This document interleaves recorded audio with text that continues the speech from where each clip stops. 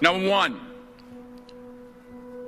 put God first. Put God first in everything you do.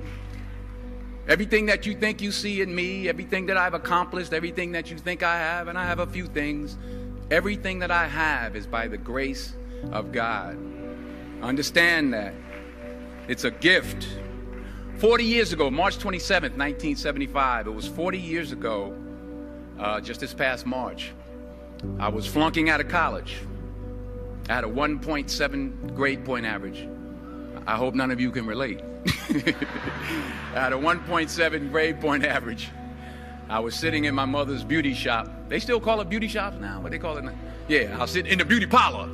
I was sitting in my mother's beauty parlor, and I'm looking in the mirror, and I see behind me this woman under the dryer. And every time she looked up, every time I looked up, she was looking at me, just looking me in the eye.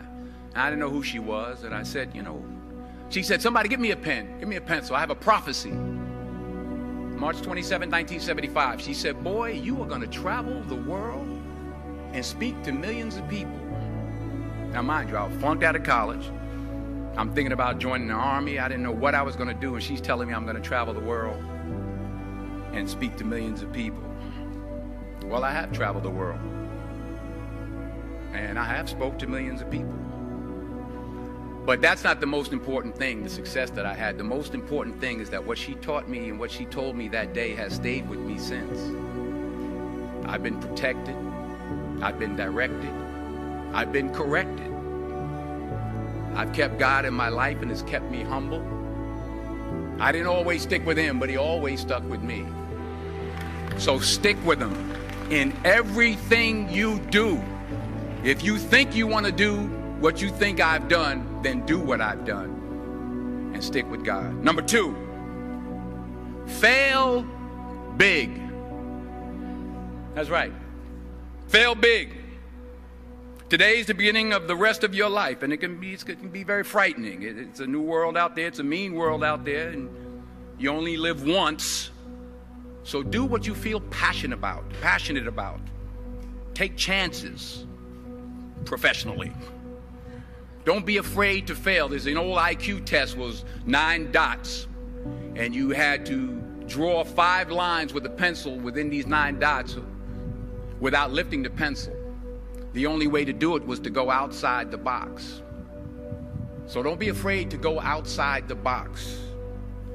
Don't be afraid to think outside the box. Don't be afraid to fail big, to dream big. But remember, dreams without goals are just dreams, and they ultimately fuel disappointment. So have dreams, but have goals. Life goals, yearly goals, monthly goals, daily goals. I try to give myself a goal every day. Sometimes it's just to not curse somebody out. Simple goals, but have goals. And understand that to achieve these goals, you must apply discipline and consistency. In order to achieve your goals, you must apply discipline, which you have already done, and consistency every day, not just on Tuesday and miss a few days. You have to work at it every day. You have to plan every day. You've heard the saying, we don't plan to fail, we fail to plan. Hard work works. Working really hard is what successful people do.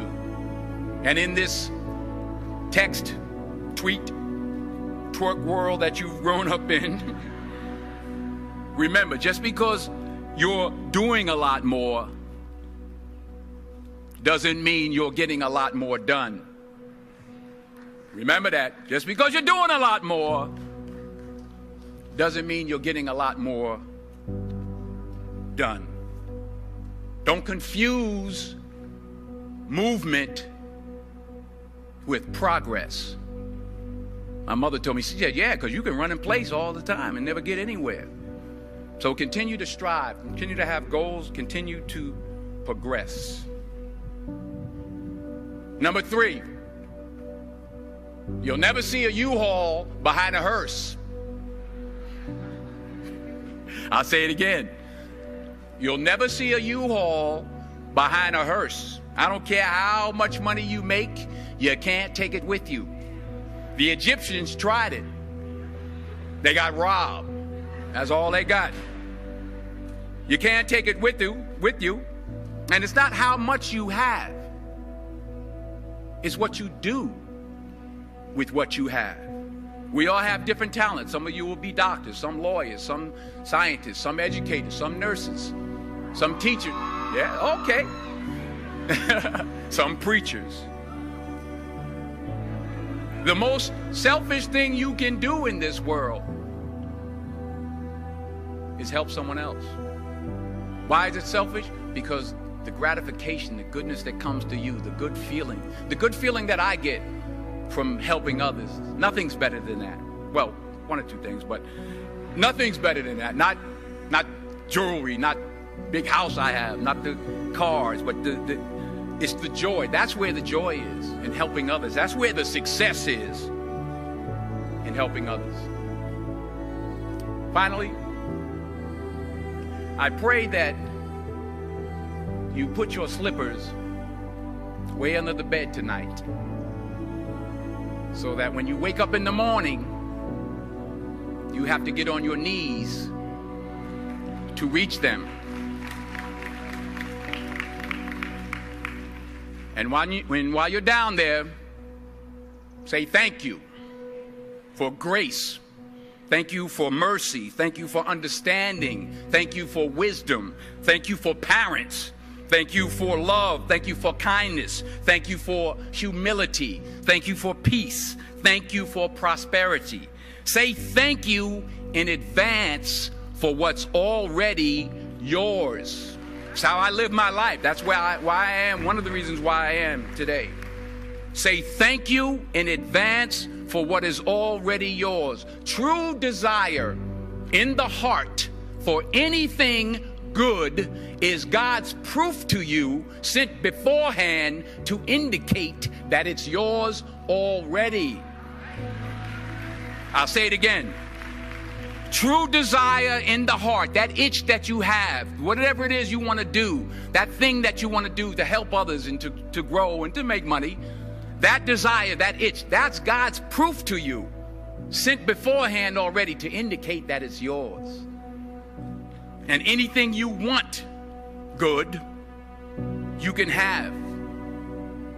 So claim it. Work hard to get it. When you get it, reach back. Pull someone else up. Each one, teach one. Don't just aspire to make a living. Aspire to make a difference. Every failed experiment is one step closer to success. You've got to take risks, and I'm sure you've probably heard that before, but I want to talk to you about why that's so important. I got 3 reasons, and you can pick up your iPhones. First, you will fail at some point in your life. Accept it. You will lose. You will embarrass yourself. You will suck at something. There's no doubt about it. And I know that's probably not a traditional message for a graduation ceremony, but hey, I'm telling you, embrace it, because it's inevitable. And I should know. In the acting business, you fail all the time. Early on in my career, I auditioned for a part in a Broadway musical. Perfect role for me, I thought, except for the fact that I can't sing. So I'm in the wings, I'm about to go on stage, but the guy in front of me, he's singing like Pavarotti. He's just, and he's just going on and on and on. And I'm just shrinking. I'm getting smaller and smaller. So they say, oh, thank you very much, and you'll be hearing from us. So I come out with my little sheet music, and it was Just My Imagination by the Temptations. That's what I came up with. So I hand it to the accompanist, and she looks at it and looks at me and looks out at the director and was like, all right. So I start, I'm going to sing. I'm like, it's just my imagination once again, and then coming away with me. And they're not saying anything, so I'm thinking I'm getting better. So I just start getting into it. It was just my imagination. Running. They say, oh, yeah, thank you very much, Mr. Washington. Thank you. So I assumed I didn't get the job. But the next part of the audition, he called me back. The next part of the audition is the acting part of the audition. So I'm like, hey, okay, maybe I can't sing, but I know I can act. So they pair me with this guy, and again, I didn't know about musical theater. And musical theater is big, so they can reach everyone all the way in the back of the stadium. And I'm more from a realistic, naturalistic kind of acting where you actually talk to the person next to you. So I don't know what my line was. My line was, well, hand me the cup. And his line was, well, I will hand you the cup, my dear. The cup will be there to be handed to you. I said, oh, okay. Well, should I give you the cup back? Oh, yes, you should give it back to me because you know that is my cup and it should be given back to me. I didn't get the job. But here's the thing. I didn't quit. I didn't fall back. I walked out of there to prepare for the next audition, and the next audition, and the next audition.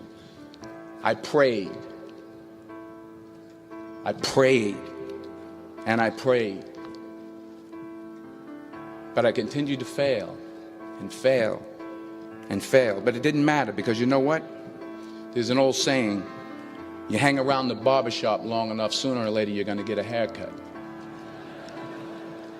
So you will catch a break, and I did catch a break. Last year, I did a play called Fences on Broadway. Someone talked about it. Won the Tony Award. And I didn't have to sing, by the way. But here's the kicker. It was at the Court Theater. It was at the same theater that I failed that first audition 30 years prior. The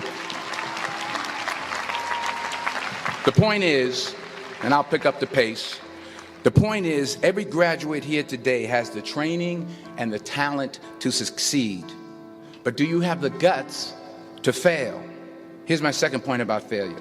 If you don't fail, you're not even trying. I'll say it again. If you don't fail, you're not even trying. My wife told me this great expression. To get something you never had, you have to do something you never did. Les Brown's a motivational speaker. He made an analogy about this. He says, imagine you're on your deathbed, and standing around your deathbed are the ghosts representing your unfulfilled potential. The ghost of the ideas you never acted on. The ghost of the talents you didn't use. And they're standing around your bed, angry, disappointed, and upset. They say, we came to you because you could have brought us to life, they say. And now we have to go to the grave together. So I ask you today, how many ghosts are going to be around your bed when your time comes? You've invested a lot in your education, and people have invested in you. And let me tell you, the world needs your talents, man, does it ever. I just got back from Africa like 2 days ago, so if I'm rambling on, it's because I'm jet lagged. I just got back from South Africa. It's a beautiful country, but there are places there with terrible poverty that need help. And Africa is just the tip of the iceberg. The Middle East needs your help. Japan needs your help. Alabama needs your help. Tennessee needs your help. Louisiana needs your help. Philadelphia needs your help. The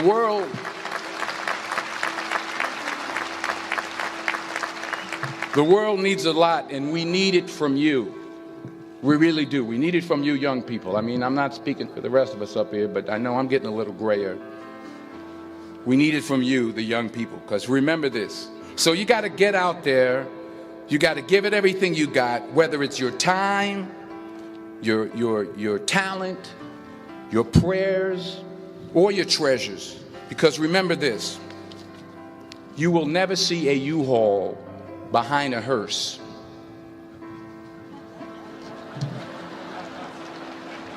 I'll say it again. You will never see a U-Haul behind a hearse. You can't take it with you. The Egyptians tried it, and all they got was robbed.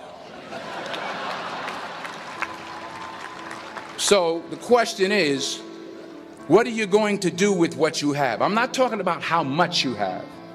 Some of you are business majors. Some of you are theologians, nurses, sociologists. Some of you have money. Some of you have patience. Some of you have kindness. Some of you have love. Some of you have the gift of long suffering. Whatever it is, whatever your gift is, what are you going to do with what you have? All right, now here's my last point about failure. Sometimes it's the best way to figure out where you're going. Your life will never be a straight path. I began at Fordham University as a pre-med student. I took a course called cardiac morphogenesis. I still can't say it. Cardiac morphogenesis. I couldn't read it. I couldn't say it. I sure couldn't pass it. So then I decided to go into pre-law, then journalism. And with no academic focus, my grades took off in their own direction. Yeah, down. I was a 1.8 GPA one semester, and the university very politely suggested that it might be better to take some time off. I was 20 years old. I was at my lowest point. And then one day, and I remember the exact day, March 27th, 1975, I was helping my mother in her beauty shop. My mother owned a beauty shop up in Mount Vernon. And there was this older woman who was considered one of the elders in the town. And I didn't know her personally, but I was looking in the mirror, and every time I looked at the mirror, I could see her behind me, and she was staring at me. She just kept looking at me. Every time I looked at her, she kept giving me these strange looks. So she finally took the dryer off her head and she said something I'll never forget. First of all, she said, "Somebody give me a piece of paper. Give me a piece of paper." She said, "Young boy, I have a prophecy, a spiritual prophecy." She said, "You are going to travel the world and speak to millions of people." Now, mind you, I'm 20 years old. I'm flunked out of school. In fact, like a wise ass, I'm thinking to myself, maybe she's got something in that crystal ball about me getting back into school next fall. But maybe she was on to something, because later that summer, while working as a counselor at a YMCA camp in Connecticut, we put on a talent show for the campers. And after the show, another counselor came up to me and asked, "Have you ever thought about acting? You're good at that." So when I got back to Fordham that fall, I got in and I changed my major once again for the last time. And in the years that followed, just as that woman prophesied, I have traveled the world and I have spoken to millions of people through my movies. Millions who up till this day couldn't see me, who up till this day I couldn't see while I was talking to them, and they couldn't see me. They could only see the movie. They couldn't see the real me. But I see you today, and I'm encouraged by what I see. And I'm strengthened by what I see. And I love what I see.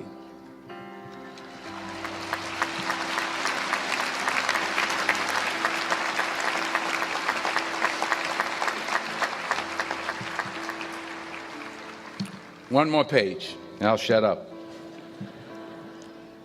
Let me conclude with this one final point, and actually the president kind of brought it up. It has to do with the movie Philadelphia. She stole my material. Many years ago, I did this movie called Philadelphia. We filmed some of the scenes right here on campus. Philadelphia came out in 1993. Most of you were probably still in diapers. Some of the professors, too. But that cracked me up. But it was a good movie. Rent it on, Netflix. It's a good movie. Rent it. I get 23 cents every time you rent it, please. Rent it. True. Parents up there, rent it. Netflix, please.